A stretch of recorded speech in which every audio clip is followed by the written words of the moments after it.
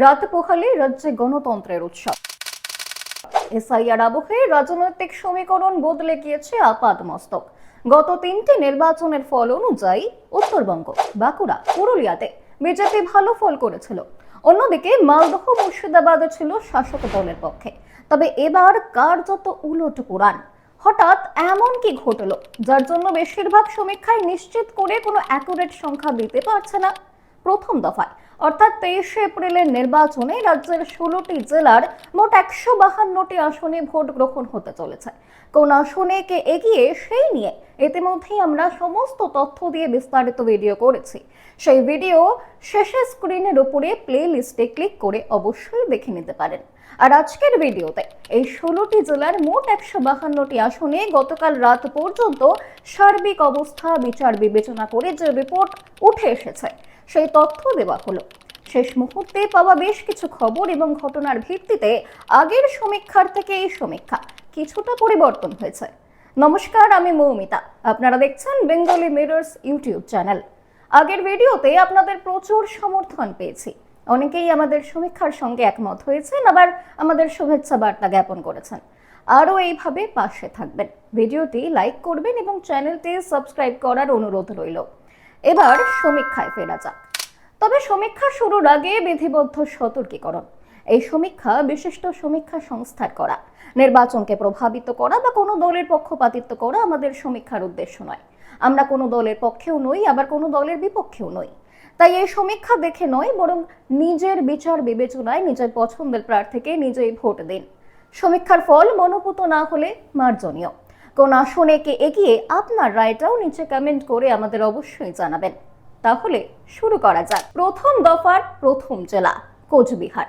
শেষ মুহূর্তের সমীক্ষা অনুযায়ী এই জেলার মোট 9টি আসনের মধ্যে তৃণমূল পেতে পারে 3 থেকে 4টি আসন, বিজেপি পেতে পারে 6 থেকে 7টি আসন এবং বাম কংগ্রেস 0। প্রথম দফার দ্বিতীয় জেলা আলিপুরদুয়ার।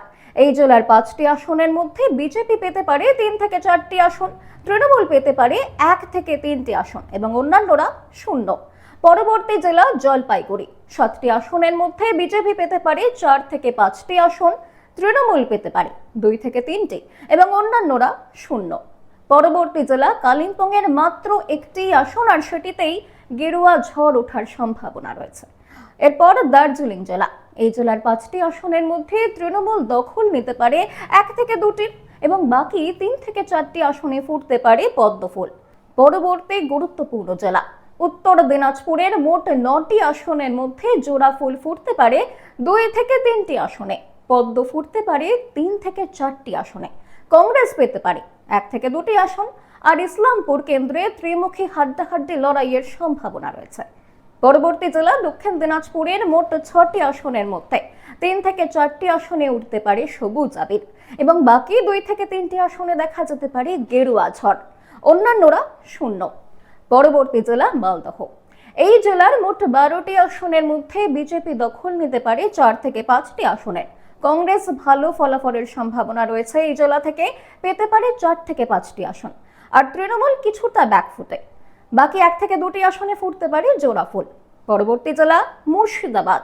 এই জেলার মোট 22টি আসনের মধ্যে তৃণমূল পেতে পারে 8 থেকে 9টি আসন, বিজেপি পেতে পারে 2 থেকে 3টি আসন, কংগ্রেস দখল নিতে পারে 2 থেকে 3টি আসনের। হুমায়ুন কবিরের দল আম জনতা উন্নয়ন পার্টি পেতে পারে 1 এবং বাম পেতে পারে 1টি আসন। পরবর্তী জেলা বিজেপির গড় বলে পরিচিত পূর্ব মেদিনীপুরের মোট 16টি আসনের মধ্যে বিজেপি পেতে পারে 11 থেকে 12টি আসন, তৃণমূল পেতে পারে 4 থেকে 5টি আসন এবং অন্যান্যরা 0। পশ্চিম মেদিনীপুর জেলার মোট 15টি আসনের মধ্যে ঘাসফুল ফুটতে পারে 6 থেকে 7টি আসনে, পদ্ম ফুটতে পারে 6 থেকে 7টি আসনে এবং বাকি 1 থেকে 2টি আসনে লড়াইটা বেশ হাড্ডাহাড্ডি, জিততে পারে যে কোনো দল। পরবর্তী পশ্চিমী জেলা ঝাড়গ্রাম।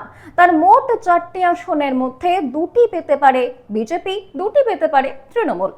পুরুলিয়া জেলার মোট 9টি আসনের মধ্যে বিজেপি পেতে পারে 6 থেকে 7টি আসন, তৃণমূল পেতে পারে 1 থেকে 2টি আসন এবং অন্যান্যরা 0। পরবর্তী জেলা বাঁকুড়া। এই জেলার মোট 12টি আসনের মধ্যে তৃণমূল পেতে পারে 2 থেকে 3টি, বিজেপি পেতে পারে 8 থেকে 9টি এবং অন্যান্যরা 0। পরবর্তী জেলা বীরভূম। এই জেলার মোট 14টি আসনের মধ্যে বিজেপি পেতে পারে 6 থেকে 7টি আসন, তৃণমূল পেতে পারে 7 থেকে 8টি আসন এবং অন্যান্যরা শূন্য। প্রথম দফার নির্বাচনের শেষ জেলা পশ্চিম বর্ধমান। এই জেলার মোট 9টি আসনের মধ্যে তৃণমূল পেতে পারে 2 থেকে 3টি আসন, বিজেপির দখলে যেতে পারে 5 থেকে 6টি আসন এবং অন্যান্যরা শূন্য। সুতরাং প্রথম দফার নির্বাচনে মোট 152টি আসনের মধ্যে 75 থেকে 76টি আসন পেতে পারে বিজেপি, 65 থেকে 66টি আসন পেতে পারে তৃণমূল। বাকি প্রায় 10টি আসনের মধ্যে 7 থেকে 8টি পেতে পারে কংগ্রেস, বাকিগুলি যেতে পারে বাম অথবা আম জনতা উন্নয়ন পার্টির দখলে। সেই সঙ্গে এসআইআর এফেক্ট, সাম্প্রতিক বিভিন্ন ঘটনাবলী, ভোটদানের হার, ডিলিমিটেশন বিল পাস না হওয়া, এই সমস্ত কিছু নির্বাচনী ফলাফলকে প্রভাবিত করবে। সমীক্ষা নির্দিষ্ট কিছু অঞ্চলের আভাস মাত্র, সমীক্ষা দেখে কিছুটা ধারণা পাওয়া যায়, তবে রাজনীতিতে মতের অমিল থাকতেই পারে। তাই আপনার মতামত কমেন্টের মাধ্যমে আমাদের অবশ্যই জানাতে পারেন। আর প্রথম দফার সমস্ত আসনের বিস্তারিত তথ্য এবং গ্রাউন্ড রিপোর্ট পেতে উপরের বাঁ দিকের প্লেলিস্টে ক্লিক করে অবশ্যই দেখে নিন। ধন্যবাদ সকলকে।